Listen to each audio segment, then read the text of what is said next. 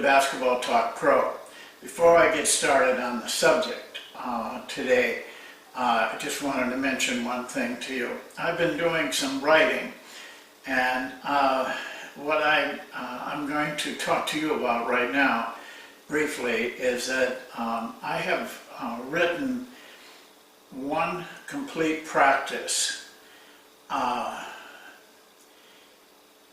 with myself teaching it, but more than that, you will get the words I use, but more than that, it will include what I'm thinking during the practice. And it's been a pretty tough job, but what I'm trying to do here is to clarify a lot of things that I can't clarify, even if you watched a live practice, which I try to give you opportunity to do with the videos. If I explain it in one of these videos, which are short, this is, I'll put it in a PDF file, and it will, right now it's running about 30 pages. But those pages are double-spaced and very wide margins. If you will let me know, plus I want to make one more observation also, is that I have proofed it a number of times, but it is still not in professional level, and I need to do more proofing and revising probably, but the content though will stay the same. It may be a little different look for you at running a practice, and that's my hope, that it will clarify things for you. Well, today I want to talk to you about our next step in improvisation. It's been quite a long break here, but I couldn't help that. And I want to reiterate what I have said before about this. What I'm trying to show you is concepts, not rigidly or even exactly things that you should do. The concepts I'm showing you, and the 3 drills I'm showing you, this is going to be the second one, are really not things you'll see in a game. Because in a freelance offense, there is no way of predicting that. There is no way of staging it in a practice. What I am showing you is options that you can show your players and drill your players and teach your players so that they begin to recognize them under scrimmage or game conditions. These are drills. There is no doubt that the best way that your players are going to learn this is with a lot of 5-on-5, 4-on-4 scrimmaging and in games. But it's a process, and I want you to remember that as I show you these items that are coming up in this video. So I'd like to go now to the yellow pad that I use, big one, and just go over, first of all, a review, and secondly, the options on a screen down, which is a little different than a screen away. But what you're going to see is there is no difference in what the screen away drill taught you and taught your players originally. So let's take a look at the pad now. Basically, in the 3 drills that we use for teaching your players, helping your players learn to improvise, which is not an easy thing for the players. You know, it's not easy to make things up. But with a little help, it gets a lot easier, and with a little experience, it gets a whole lot easier. But in what we showed you in Screen Away, we are going to show you exactly the same thing in Screen Down, and when we go to the third drill, Splits. Because once you have learned the 4 things that we showed you in Screen Away, they apply to everything else. And they also apply to almost anything that you're doing in a half-court offense or set offense, except the screen and ball, the ball screen. We don't do that. And it's not part of freelance basketball. So let me just go over them again. We have the regular and the roll. That was the first one we showed you. And by regular, it's probably could come up with a better word for that, but it's one I've used, you know, for a long time. It simply is the screen is set. That cuts to the top of the key. The screener rolls. So we have 2 ways of scoring, always. We use the screener not only to screen, but we use him or her also to move and create an additional opening. Then the second one was the back cut and pop. The back cut is just simply going in the opposite direction. I'm sure you remember it. Pop is stepping back. And I'll talk about that a little bit more at the end of this. But that's the second one. Curl and pop. Again, something that we showed you. And the fourth one was slip the screen. I will tell you this, that there are some other options you could show them. But let me give you an example of why I don't go into it now. It's what we call the flare, especially on the screen down you're going to see today. Instead of the guy coming out to the wing, the regular cut going to the wing, they flare to the corner. It's a very good move, and it will get players open. Here's the problem. It's a tough shot. It's a hard shot. Very few of your players can do it. They think they can do it, but percentages show they can't do it. And so you have to kind of use that one carefully. I just tell players that can't do it, they can't do it. I designate this guy can do it. Very few players I've had that can really make that shot. There are some, though, in the NBA, and maybe on your team. But we have to be careful that we're not creating shots they can't make, that are difficult shots. I think for years and years, they've been running what I call floppy, which is, you know, 2 wingman type guys coming off of a screen in the middle of the lane there. I've tracked that. Most people don't shoot that well. Every once in a while you have a guy that can shoot it well. Detroit had a guy that can shoot it well. Ricky Davis, when we were together at Cleveland, was not bad at it, but most players can't because they're going away from the basket. So don't create a shot that's difficult to make. I think these shots are not difficult to make.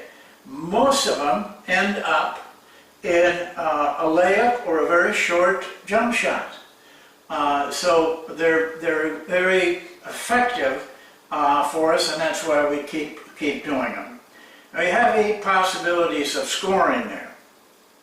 And I don't think you need anything more. As I said, there's other things you can do and other things that I have done.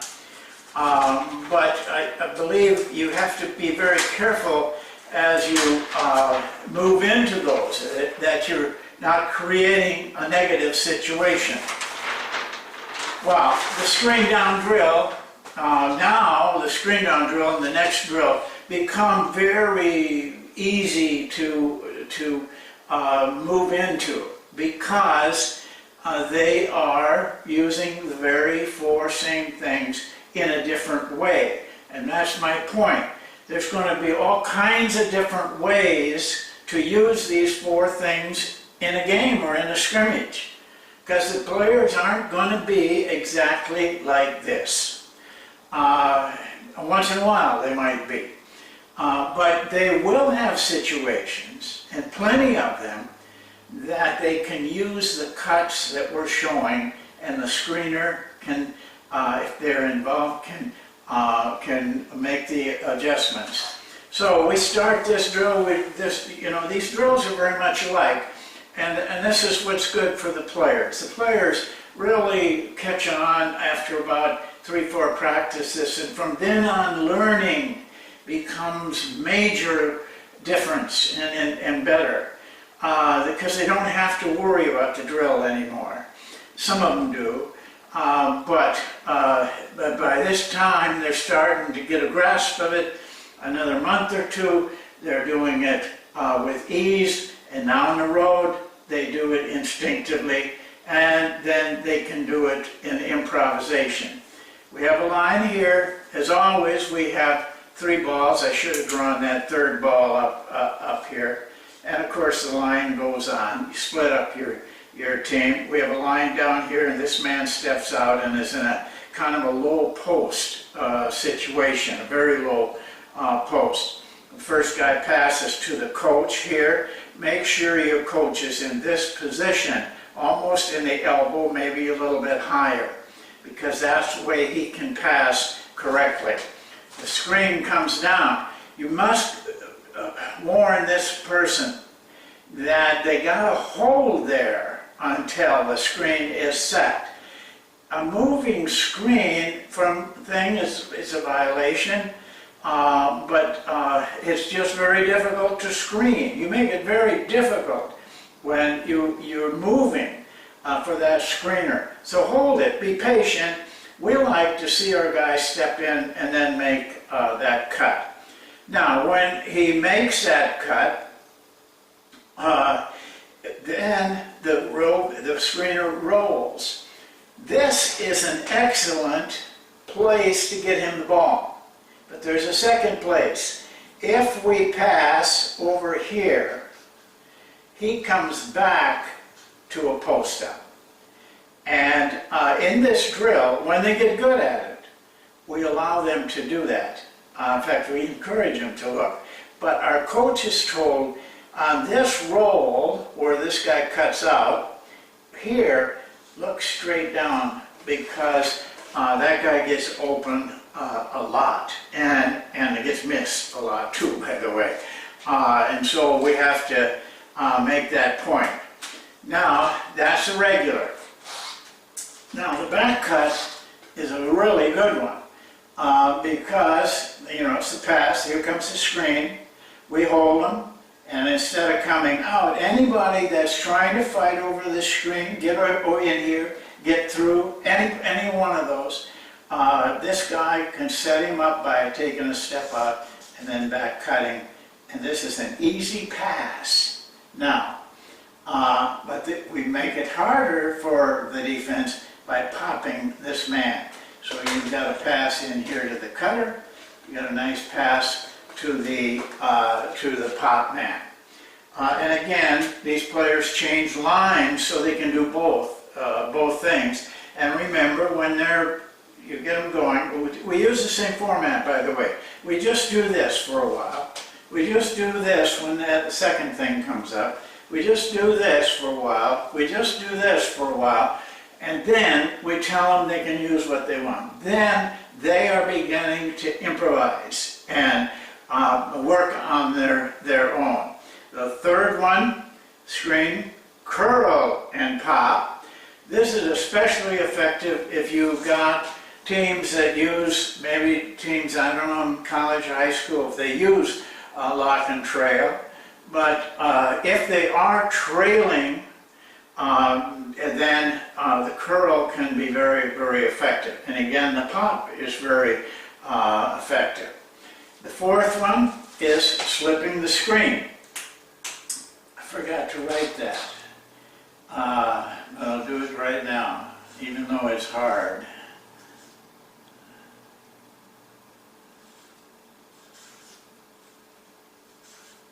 Slipping the screen. Sorry about the writing. And this is simply pass, go look at, and instead of setting the screen, fake in, and then he pops, or he can come up to regular. Either one on that slipping the screen maneuver. Well, that's really what only thing we've done is move it from screen away to screen down. But now you have a total of about 16 ways you can score. 4 on the 8 on the regular, 8 here, and so you have a lot of basketball. The trick, though, is get them to utilize it. Now, I'm going to add one thing for you today, and that reminds me that a lot of times I'm repeating things. Well, we have to do that because, new guys are coming on all the time, so we need to, they get kind of hung up if we're way down the road someplace and they don't know these things. But it pays for even the people who have seen it a lot to listen, because I improvise when I teach these. In other words, I have a play or a screen, a sheet here that kind of keeps me organized, but I will say things sometimes that I haven't said before, and I'm going to say one right now. When you get to this point, and even before, one of the things that I learned quite early in my career, and I'm glad I did, is because at that time I was only running plays, and I began to see that there were times when a player broke the play, which I really didn't allow, and I would, make a big fuss over it. But what I began to see was, when they did that, they scored a lot. And so I kind of watched, and finally I made the decision. I told the players, it's okay to break the play, providing you're doing it with good common sense and not doing it over and over again. Because breaking the play, a regular play, is improvising. And the defending player has no way of knowing, because the player doing it doesn't have any way of knowing it until it happens. And I've had very good luck with that. I've never had anybody really abuse it.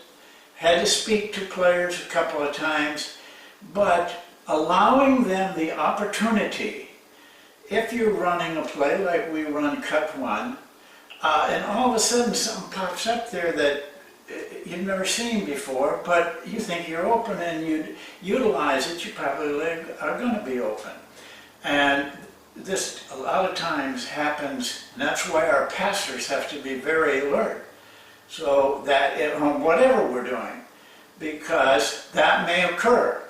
So I want you to know that you can do that. This will help you to see those situations and create at the time. It's kind of a slippery slope, though, you're on when you're talking about creating in a game. You have to prepare your players, and that's why I go through this and talk about it, is that if you can do it with your players, you're going to win games because of it. But it takes much more discipline as a coach and much more knowledge. You have to work at it. You have to engage yourself in this. Can't be just go out there and throw the ball on a passing drill.